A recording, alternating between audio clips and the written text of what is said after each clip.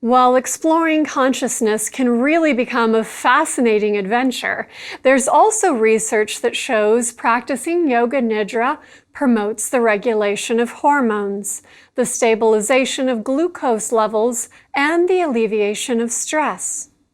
Researchers have even found that a 30-minute practice of iRest is equivalent to 2 hours of regular sleep in terms of how the brain restores itself.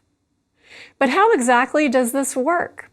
When you practice iRest, you begin by sensing the body and the breath, which triggers the relaxation response. This then triggers the brain to move into an alpha state, which releases serotonin and helps you feel calm. As you continue through the practice of iRest, you go through different brainwave states, which is believed to be part of the reason why Yoga Nidra is effective in helping people sleep. Accessing these different brainwave states, especially the delta brainwave state, gives the body a chance to restore and heal itself.